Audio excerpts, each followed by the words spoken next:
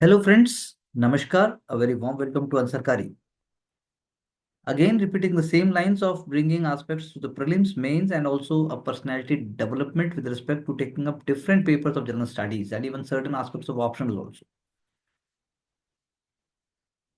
With that approach, with that idea, हम बात करते हैं इंडिया श्रीलंका रिलेशनशिप की.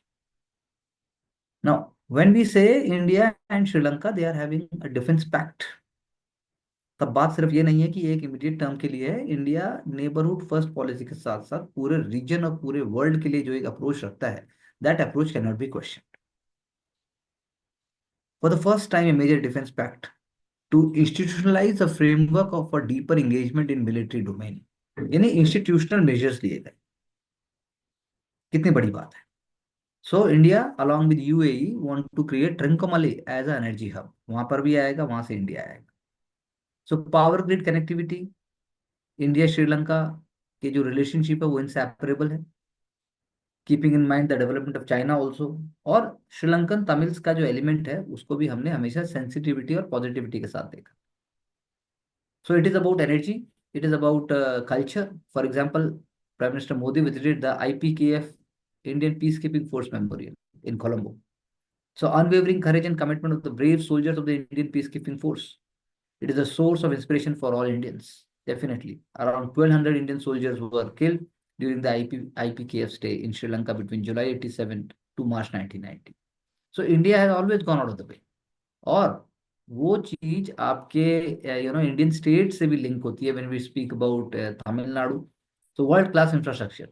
Pamban Bridge, India's first vertical lift sea bridge at Rameshwaram.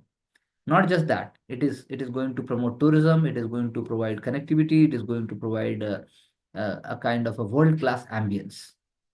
So improving sea connectivity and socio-economic growth. And the four laning of Villupuram Puducherry section, and then you have Pandya Konupam and Sathanathapuram and Cholapuram, Tanjore. So all these developments, they are going to make sure that traffic is not congested, and on the top of it, shorter time travel, low cost fuel, and strengthening linkages between major ports and key coastal districts. Now, the last point what I said is very, very important.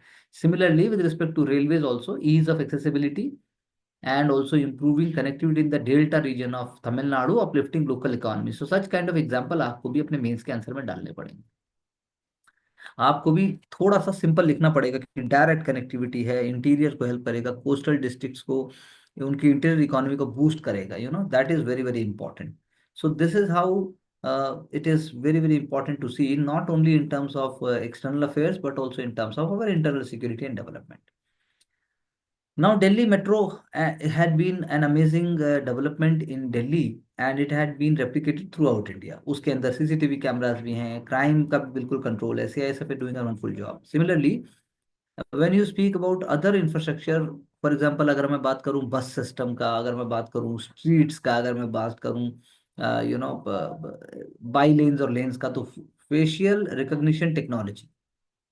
So facial recognition technology is part of police reforms. It is part of law and order. It is part of even Israel, with Israel, because we have taken this technology from Israel. So it is giving us a very very positive results. तो ये जो software है, ये हमें बताता है पूरा database के साथ that how you can actually keep a tab on unwanted और एंटी सोशल एलिमेंट्स, और उसके बाद आप रिफॉर्म से लेकर और प्रोएक्टिव और प्यूनिटिव मेजर्स भी ले सकते हैं.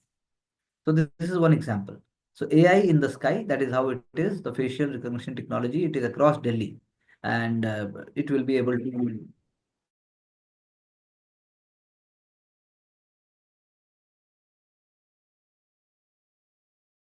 Someone seem to be in trouble, everything would be, able to be identified. Even gunshot detectors, estimated number of people in a crowd. तो ये सारी चीजें हमें क्राउड मैनेजमेंट से लेकर लॉ एंड ऑर्डर से लेकर सब जगह होंगी. तो ये जब आपसे कोई पूछता है कि आखिर आप ज्वाइन करके क्या प्रमोट करना चाहते हैं, तो आप भी कह सकते हैं कि मैं कंट्रीब्यूट करना चाहता हूँ, या मैं कंट्रीब्यूट करना चाहती हूँ कि कैसे कैसे जो है कैसे क्राउड मैनेजमेंट को हम कैसे हैंडल करें, आप ट्रैफिक मैनेजमेंट को कैसे हैंडल करें. तो there are so many elements which one can get inspired. अगर बात की जाती है वेलबींग की, ग्लूटेन फ्री डाइट, तो प्रीलिम्स के अंदर जो है, is gluten a food component to be avoided at all cost even if you don't have coeliac disease और ग्लूटेन इंटॉलरेंस, और सिंपली जो ट्रेंड्स हैं वो अलग अलग, उनकी बात आ रही है। तो ग्लूटेन कीवर्ड है, हमने जाना ग्लूटेन जो है वो वीट, बाले, राई protein responsible for elasticity of डाउ। तो चपाती, पराठा, नान, सूजी, ये सारी सारी जो है, उपमा, बेकरी, बेड़ा हुआ मैदा, इनके अंदर कुछ अमाउंट में ग्लूटेन होता है। तो ग्लूटेन जो है is harmless to most of the population, लेकिन कुछ लोगों को ग्लूटेन से भी एलर्जी हो सकती है, और उसके बाद वो सीलियक डिजीज, यानी वो टॉलरेट नहीं कर पाएंगे। तो इन individuals who are suffering, who are not suffering from conditions, तो आप कहेंगे कि उनको डेफिशिएंसी होगी अगर आप बिल्कुल खाना छोड़ देंगे। तो ये एक एग्जांपल है। और पैकेज फूड के अपने पेरिल्स हैं, एंड मैन्युफैक्चर्ड फूड्स, जो पैकेज फूड है उसके अंदर एमिल्सिफायर्स हो सकते हैं, उसके अंदर एडिटिव्स हो सकते हैं, उसके अंदर प्रिजर्वेटिव्स हो सकते हैं। तो these are some of the examples. तो ये एक तरीके से अवेयरनेस की तरह हम देख सकते हैं। माइग्रेन, माइग्रेन एक बहुत ही कॉमन डिजीज है, एक डिबिलिटेटिंग डिजीज है। एक नई ड्रग जो आई है, atogepant, which is taken orally, promises efficacy for the condition, लेकिन इफेक्टिव कितनी है यहाँ पर, this is what they have discussed. So it is a kind of an oral medicine which is actually showcasing कि ये प्रिवेंटिव ट्रीटमेंट है, क्योंकि इसके अंदर जो है कैल्किटोनिन जीन रिलेटेड पेप्टाइड रिसेप्टर है एंटागोनिस्ट के तौर पे। यानी ये जो है फ्रीक्वेंसी भी रिड्यूस करेगा माइग्रेन डेज का, और ऊपर से ये जो है आपको मतलब आप कह सकते हैं कि जो मंथली माइग्रेन डेज महीने में कितनी बार हो रहा है उसको भी आपकी कम कम करेगा, और आपकी फंक्शनल उसको भी बढ़ाएगा। तो हमारे लिए देखने वाली बात क्या है, देखने वाली बात क्या है कि किन किन कंडीशंस में आप इसको ले सकते हैं। तो again it is again part of the urban lifestyle, again part of system which is prevalent in the fast day-to-day life, stress management, dietary changes, sleep hygiene, hydration, physical activity, acupuncture help कर सकता है। और साथ में bio feedback, यानी कि आपको कैसे ट्रिगर होता है, आप उससे पहले अपनी बॉडी को कैसे संभाल। Space tourism, India wants to promote, India is a leader. तो यहाँ जो माइलस्टोन्स हैं ये बहुत इंपॉर्टेंट है प्रीलिम्स के लिए, आप इनको जरूर देख लीजिए कि 2001 में US businessman and engineer Dennis Tito become the first ever space tourist to space travel. दूसरा, 2006, Anousheh Ansari, an Iranian American businesswoman becomes the first female space tourist. 2009, American businessman Charles Simonyi becomes the first repeat space tourist. 2021, Inspiration 4 mission launched on SpaceX Falcon 9 spends 3 days in orbit abroad. Crew Dragon Resilience became the first all-civilian crew to fly. And 2024, Jared Isaacman and Sarah Gillies performed first commercial spacewalk during Polaris down space flight. And Indian-born aviator and commercial pilot Gopi Totakura became the first space tourist from India flying abroad Blue Origin spacecraft। तो ये हमारे लिए याद करने वाली बात है prelims के हिसाब से। बाकी तो स्पेस टूरिज्म अभी नेसेंट है, निश सेक्टर है, लेकिन may be with in a decade और सो हमारी जगह से और प्राइवेट कंपनीज आ जाएंगी, और लॉन्च व्हीकल्स होंगे, और क्रू मॉड्यूल्स होगा। तो आप कह सकते हैं कि definitely India will be one of the leaders for the same. No one is happy killing mice, बिल्कुल सही बात है। ऑनरेबल होम मिनिस्टर का जो ये कहना है, मारने से बात नहीं है, बात है कि आप समझते क्या हैं, आप सुलझते कितना है। और ऐसा उन्होंने पंडुम फेस्टिवल, यानी कि पीटी के अंदर भी आप इस बात को जान लीजिए कि कोई ना कोई एक क्वेश्चन तो आने वाला है जिसमें आपके फोक फेस्टिवल्स के नाम आएंगे, और आपको पेयरिंग में आपको करेक्ट करना होगा। तो पंडुम फेस्टिवल, और डेफिनेटली जो माओइज्म है उसको सरकार ने बहुत हार्ड एंड बहुत सॉफ्ट दोनों पॉलिसी से सरकार ने उसको कोशिश की है। जैसे अब यहाँ पे एग्जांपल है कि Naxal surrender policy, every village which declares itself Naxal free will be given 1 crore worth of development. Surrendered Naxals understand that for development we need computers and not guns, we need pens and not ID or bombs। 2025 के 3 महीनों में ही 521 से ज्यादा नक्सल ने surrender किया, और 881 ने last year surrender किया था। तो that is why it is a positive thing, it is an amazing thing. और आप कह सकते हैं कि गवर्नमेंट बेनिफिट्स देगी, और उसके बाद जो है सिक्योरिटी, जैसे यहाँ पे दिया भी है, Shah the government to extend the coverage area of near the Nellanar scheme to provide government benefits to villages from 5 kilometer to 10 kilometer radius around security camps। तो हम धीरे धीरे सही दिशा की ओर बढ़ रहे हैं। ये एक एग्जाम्पल है। अगेन आप ऐसे में लिख सकते हैं, आप एथिक्स में लिखेंगे जब लिख पाएंगे, लेकिन आप जब मेरे साथ इस तरीके से सोच के करेंगे, आप कॉन्फिडेंट रहेंगे, you are very sincere in your job. Defence minister Rajnath Singh, flagging ceremony INS Sunay Sunaina as Indian Ocean ship Sagar from Karwar, Karwar in Karnataka. तो इसका मतलब यही है कि नेवी हमारी जो है ना सिर्फ एक मैरीटाइम पावर है, इंडियन ओशन रीजन के अंदर गार्जियन भी है, ऑफशोर पेट्रोलिंग भी करती है, और सागर यानी security and growth for all in the region, इसको हम एक्चुअली में अप्लाई करते हैं।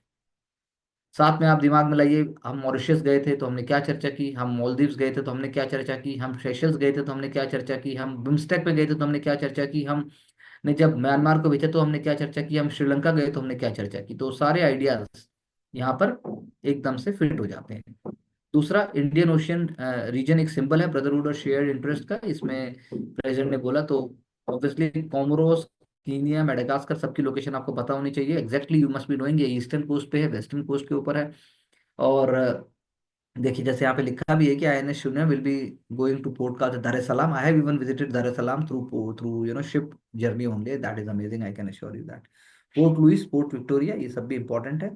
उन्होंने modern operational and repair logistic facilities under project seabird worth 2000 crore उन्होंने उसको स्टार्ट किया।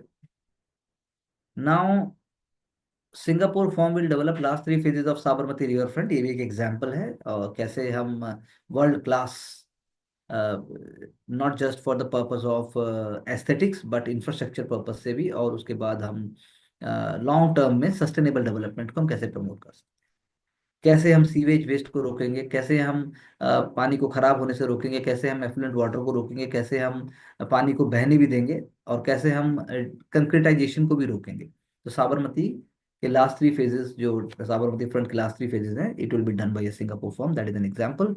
और वो इस तरीके से फैसिलिटेट और डिजाइन किया जाएगा जिसके अंदर आप कह सकते हैं वॉक भी होगा, वॉक वे, डेडिकेटेड वॉक वे भी होगा, साइकिल पाथ भी होगा, व्यू भी देख सकते हैं, ग्रीन बेल्ट भी होगा। उसके बाद आप बोटिंग भी कर सकते हैं। Then it will be promoting local economy also. और there will be number of layers होंगी, या फिर आप कह सकते हो उनको प्रोमेनेड्स होंगे, जो वेरी करेंगे स्ट्रेचेस में धीरे धीरे, जैसे रॉक क्लाइंबिंग के जैसा भी कुछ बन सकता है एवरी 200-300 मीटर। उसके बाद वॉक के लिए तो हो ही सकता है। देन जो आसपास स्लम्स हैं उनको रिलोकेट कर दिया जाएगा, या फिर उनको जो है एक डिग्निफाइड तरीके से सेटल किया जाएगा। Same thing is with the cantonment area, so that is why it is an integrated development, it is not possible without any kind of just like a knee jerk reaction. Janata party faction from the BJP, तो यहाँ पर newly elected BJP president honourable Atal Bihari Vajpayee with general secretary L K Advani at the party's first rally at Delhi Ramlila Maidan in 1980। आप देखिए कहाँ से कहाँ, और आज की डेट में पावर में, तो उसके रूट्स की बात की गई है। और ये पीटी के लिए फैक्ट बहुत इंपॉर्टेंट है, Bharatiya Janata party birth on April 6 1980। और उसके बाद इमरजेंसी खत्म, इमरजेंसी के डेट्स आपको पता होने चाहिए, just before the Lok Sabha 6 Lok Sabha polls in March 1977।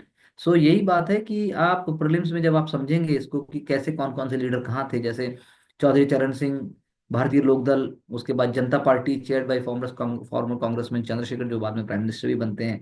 और उसके बाद आप ये देखिए कि बीजेपी स्टालवर्ड जो उनकी जो ऑटोबायोग्राफी है माई कंट्री माई लाइफ, तो उन्होंने कहा कि if the birth of Janata government was a lesson in defending democracy, its demise was a harsh reminder about the propensity of power hungry leaders to undo the gains of a popular democratic movement. लेकिन फिर भी चीजें चली। तो ये बातें उन्होंने इसलिए बताई कि किस प्रकार से पावर, जो पावर सिनेरियोस चलते हैं। अटल बिहारी वाजपेयी आडवाणी, जो एक और सोशलिस्ट लीडर मधु लिमाय, वो किस समय उस समय एक्टिव थे, उनके क्या क्या रोल थे, ये सारी बातें हैं। ये बातें इसलिए इंपॉर्टेंट हो जाती हैं कि आरएसएस का जब आप रोल देखते हो, आरएसएस का जब आप ग्रोथ देखते हो, भारतीय जनसंघ की ग्रोथ देखते हैं, हम बीजेपी की ग्रोथ देखते हैं, तो बहुत सारे एलिमेंट्स आ जाते हैं। यहाँ पर और भी लीडर्स के नाम है, प्रचारक के नाम है, जो पॉलिटिक्स, जो डिस्कस करते थे कि पॉलिटिक्स में जाएं कि नहीं जाएं। उनमें जो है प्रोफेसर राजेंद्र सिंह, बाला साहेब देवरस, नानाजी देशमुख तो भारत रत्न अवॉर्डी हैं, Deendayal Upadhyay and Vajpayee were in favour of RSS taking direct part in politics. लेकिन सर संघ चालक एम एस गोलवालकर, उन्होंने हमेशा इस बात को रोका। तो BJS was form by Shyama Prasad Mukherjee and the RSS pracharak in 1951। Such issues in Desai government led to the party's first split, पहले स्प्लिट हुई जिसमें चरण सिंह फैक्शन ने जो है जनता पार्टी सेकुलर बना दिया, शॉर्ट लिव गवर्नमेंट भी बनाएंगे कांग्रेस सपोर्ट से, और बाद में उनको अमेंडन भी कर दिया जाएगा। तो जैसा आज हम देखते हैं अपोजिशन के अंदर कैसे ब्लॉक से बने हुए हैं, वैसा ही आप कह सकते हैं एक मोनोलिथ था कांग्रेस था, और उस कांग्रेस के अगेंस्ट छोटे छोटे अलग अलग ग्रुप्स थे। तो यहाँ पर पोस्ट इंडिपेंडेंट इंडिया के पर्सपेक्टिव से बहुत अच्छा एक तरीके से आपको एक एनालिसिस दिया गया है पूरा का पूरा। फिर 1980 पोल से पहले बात हुई कि आरएसएस जो है इन एक्टिविटीज में पार्टिसिपेट करे कि नहीं करे, और आरएसएस चीफ देवरस, उन्होंने सजेस्ट किया कि यू नो कि भाई जो हमारे एक्टिव कार्यकर्ता हैं, वो किस तरीके से रोल प्ले करेंगे। फिर अखिल भारतीय प्रतिनिधि सभा, जो आरएसएस की एक बहुत इम्पोर्टेंट कोर बॉडी है, जो डिस्कस करती है, प्रतिनिधि सभा, आप नाम से अंदाजा लगाइए। उसके बाद आप देखिए कि जनता पार्टी फिर स्प्लिट हो जाएगी 1980 के पोल के बाद। कांग्रेस अपोजिशन में थी, वो कांग्रेस आई में होगी, कांग्रेस यू में होगी। लेकिन जनता पार्टी के ट्रबल्स ने कांग्रेस यानी इंदिरा गांधी जी को मदद किया, 1980 में वो दोबारा पावर में आ गई। Mid term polls were a blow for the Janata party. Charan Singh Janata party S won 41 seats, while Janata party won only 31 seat despite it socialist and 16 BJS leaders including Vajpayee from New Delhi. After 1980 poll debacle, the battle to control Janata Party's name and its symbol aggravated. Obviously, leaders like Jagjeevan Ram raised up the issue of MPs and MLAs joining Sangh activities once again. Once again, the party was told the issue would be discussed at the Pratinidhi Sabha in March 1980. Instead of waiting, Janata Party Parliamentary Board on March 1980 prohibited its functionaries from joining RSS activities. यानी कि वो उसमें part नहीं ले सकते थे।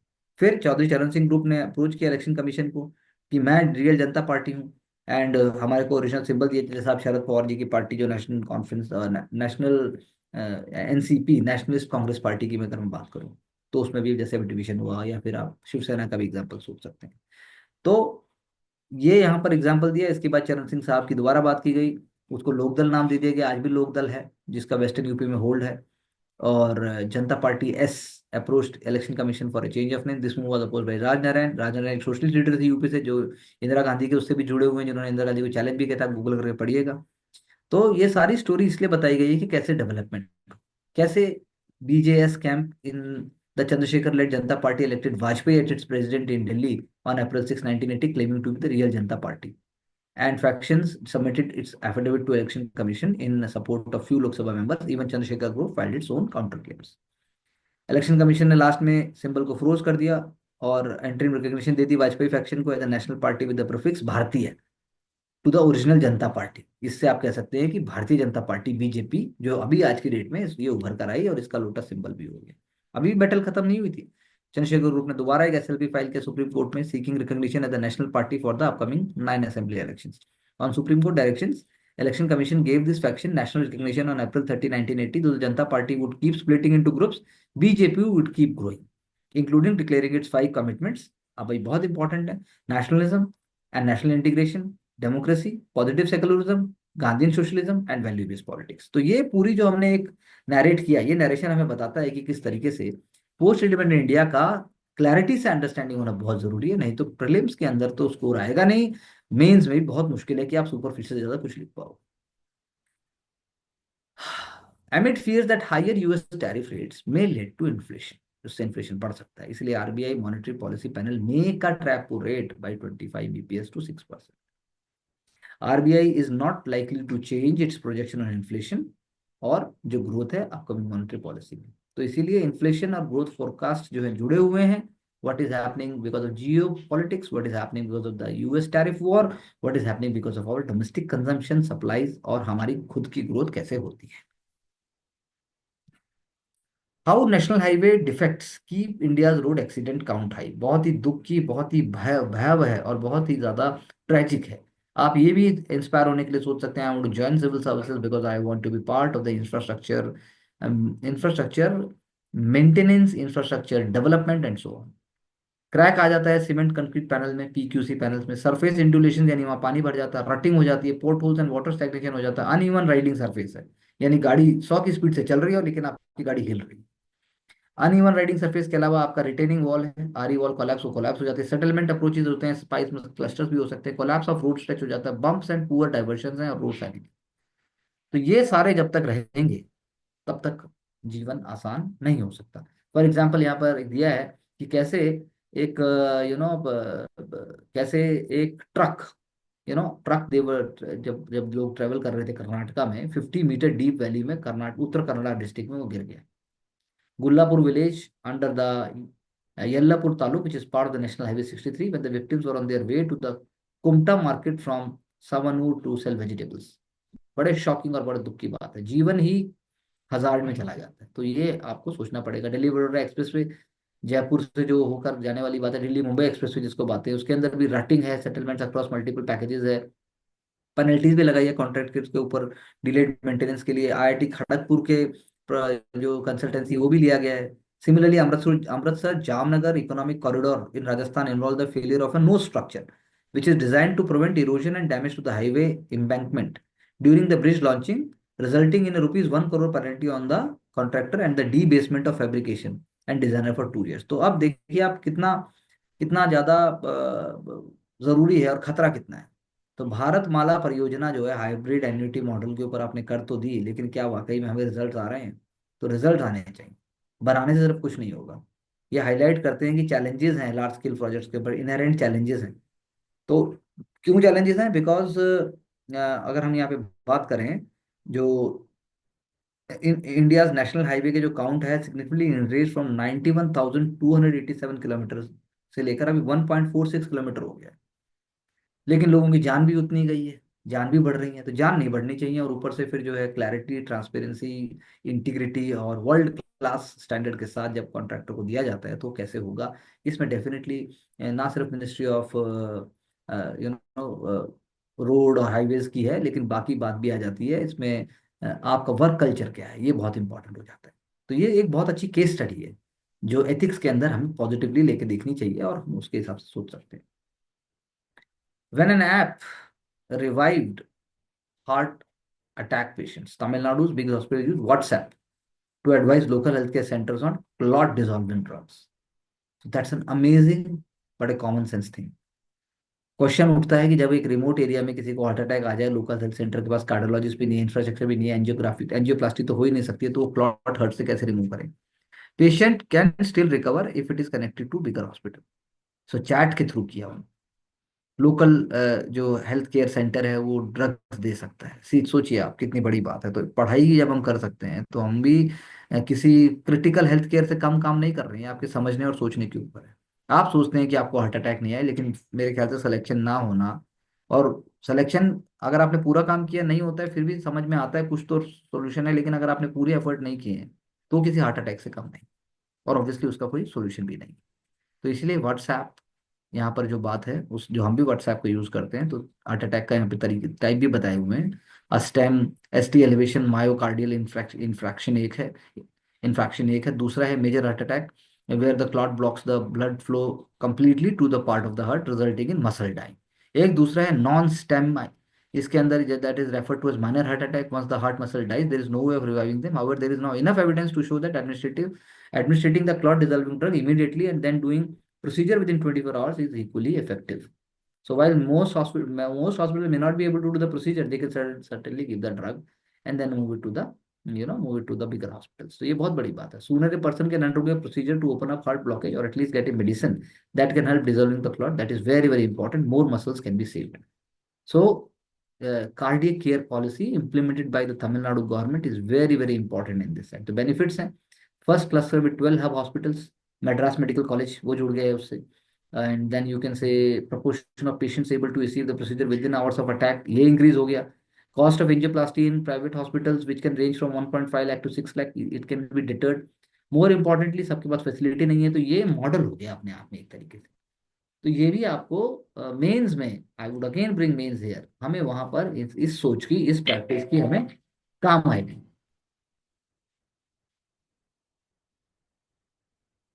Dipteryx oleifera has emerged as something of an arboreal lightning rod in the rainforest of Panama.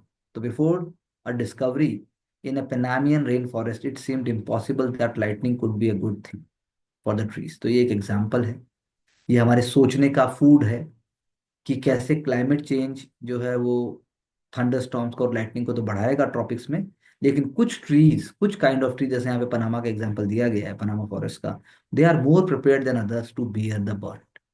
Stormy future के लिए वो रेडी है, that is how it is. So one has to see what kind of forest are there in Panama region, and then हमें ये देखना पड़ेगा कि वो जो एवरग्रीन फॉरेस्ट हैं, कि वो इक्वेटोरियल फॉरेस्ट हैं, कि डेसिडुअस हैं, एंड देन उसके हिसाब से आपको इंडिया में उसका एग्जांपल लेना पड़ेगा। और साथ में कैसे ट्री का आर्किटेक्चर हम इस तरीके से क्रिएट करें, जो भी हम कर सकते हैं, being it keeping in the natural environment, कि वो लॉन्ग टर्म में आगे बढ़े। तो ये ट्रॉपिकल फॉरेस्ट्स अगर मैं कहूँ पनामा को, तो उसके पर्सपेक्टिव से ये एक अच्छा एग्जाम्पल है, हमें अपने एग्जाम्पल्स में इसको लिंक करना चाहिए। So this is again an ongoing story कि टैरिफ जो यूएस ने लगाए हैं उससे रिसेशन बढ़ेगा। तो आपको पूरा एक ग्राफ बनाना आना चाहिए कि किस किस कंडीशंस में रिसेशन आता है। प्रीलिम्स में डायरेक्ट क्वेश्चन ऐसा आएगा, चार ऑप्शन आपको दिए जाएंगे और लिखा जाएगा कि ये होगा तो रिसेशन आएगा, ये होगा तो रिसेशन आएगा, ये होगा तो रिसेशन आएगा।